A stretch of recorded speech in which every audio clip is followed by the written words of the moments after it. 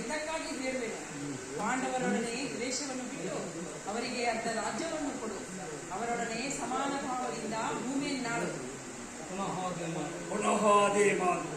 ಅಮ್ಮ, ನಿನ್ನ ಪುತ್ರನಾಗಿ ನಾನು ಕ್ಷತ್ರಿಯ ಧರ್ಮವನ್ನು ತಿಳಿಸಲೇ ಹೇಳೋ ಜಗತ್ತೆಲ್ಲವೂ ಪ್ರತಿಭಟಿಸಿದರು. ಈ ದುರ್ಯೋಧನ ಧರ್ಮಚ್ಯುತನಾಗುವುದಿಲ್ಲ. ಯುದ್ಧವು ಕ್ಷತ್ರಿಯ ಧರ್ಮ. ರಾಜ್ಯವನ್ನು ಅಪೇಕ್ಷಿಸುವುದಾದರೆ ಅದು ದೊರಕುವುದು ಯುದ್ಧದಲ್ಲಿ. ರಾಜ್ಯವನ್ನು ಅಪೇಕ್ಷಿಸುವರು ಯುದ್ಧ ಮಾಡಿ ಅದನ್ನು ಪಡೆಯಲಿ. ವಾಸುದೇವ, ಇದು ನನ್ನ ಕೊನೆಯ ಸಂದೇಶ.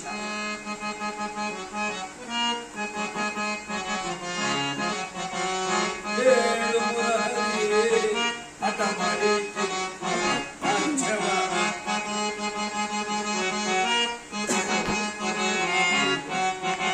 ಕೇಳು ಮುರಹರಿಯೇ, ಹಠ ಮಾಡಿ ಗೆಲ್ಲಲಿ ರಾಜ್ಯವ ಜಲವನ್ನು ಬಿಡದರೆ,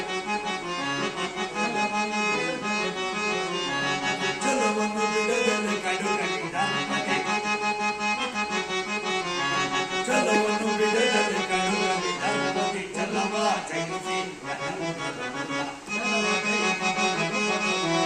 ಜಲವ ಜೈಗೆ ಕರವುದಿಲ್ಲ ಕೊಡುವುದಿಲ್ಲ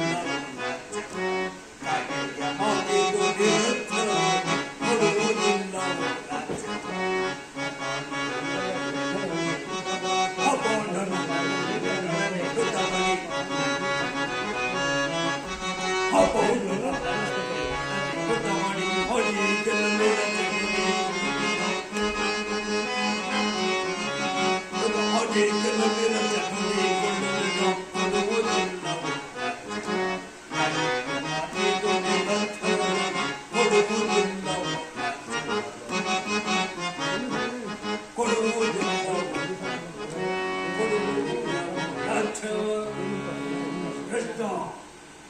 ಕೆಟ್ಟರೂ ಸರಿ ಕಟ್ಟ ಕಡೆಯದಾಗಿ ಕಾಡಿಗಟ್ಟಬೇಕೆಂದು ಕೆಚ್ಚನೆಯ ಕಟ್ಟೋಡು ಈ ಕೌರವೇಶ್ವರ ನೋಡಿ ಆ ಪಾಂಡವ ಸತಿ ಅಚ್ಚಾರಿ ಅಂದೇ ತಪ್ಪಿನ ಕೃಷ್ಣ ಈ ಛಲವನ್ನು ಕೆಚ್ಚನೆಯಿಂದ ಕಾಲಾಡಬೇಕೆಂಬ ಅತಿಚ್ಛೆಯನ್ನು ಕಿವಿಗೊಟ್ಟು ಕೇಳು. ಭೂತ ಪ್ರೇತಗಳಿಗೆ ಒಡೆಯನಾದ ಭೂತರಾಜೇಶ್ವರನೇ, ಕೋದಲಕ್ಕೆ ಕೌರ್ಯವು ನೆತ್ತರೂ ಸರಿ. ಕಲಿಯಂಶದಿಂದ ನಿರ್ಮಿತವಾದ ಗುರುಕುಲ ಸಾಮ್ರಾಜ್ಯವಿದೆ. ರಕ್ತದ ಕೊಡಿಯಲ್ಲಿ ಕೊಚ್ಚಿ ಹೋದರೂ ಸರಿ. ಹಸ್ತಿನಾಪುರದ ಅರಸ ಅಷ್ಟೈಶ್ವರ್ಯ ಸಂಪನ್ನ ಅಭಿಮನದವನೆಂಬುದವನು ಹಸನದ ಮಣ್ಣಲ್ಲಿ ಬೆಳೆದು ಮಣ್ಣಾಗಿ ಹೋದರೂ ಸರಿ. ಛಲವನ್ನು ಬಿಡಲು ನೆಲವನ್ನು ಕೊಡೆನು. ಒಂದು ಊರಲ್ಲ, ಒಂದು ಊರಿನಲ್ಲಿ ಒಂದು ಗೋಪಾದವದಲ್ಲಿ ಒಂದು ಸೂರ್ಯ ಮನೆಯಷ್ಟು ಜಾಗವನ್ನು ಕೊಡುವುದಿಲ್ಲ. ನಾವು ಸಮರಯಜ್ಞ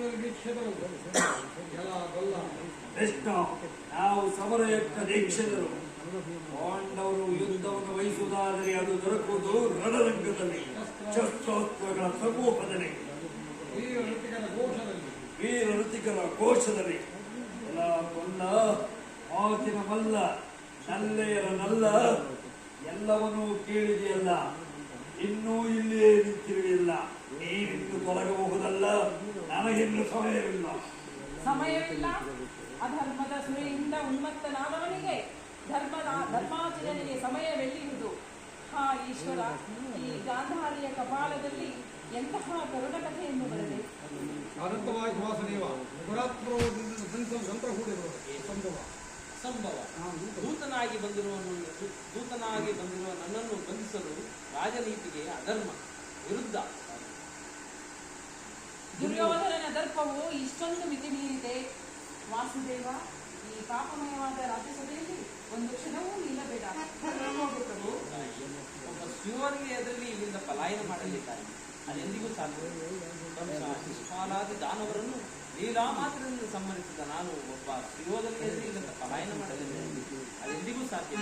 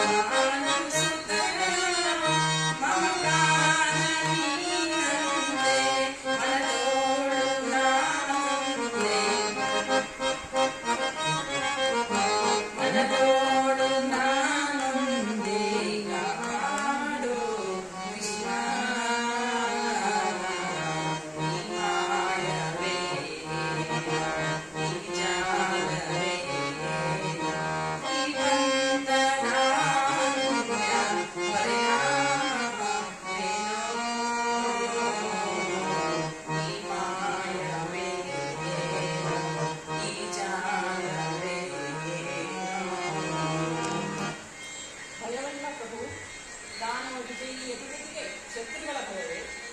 ಹೋಗು ದೇವ, ನಿಮ್ಮ ಚರಣಗಳನ್ನು ಮುಟ್ಟಿಬಿಡುವುದು, ಈ ಸ್ಥಾನವನ್ನು ತ್ಯಾಗ ಮಾಡುವುದು.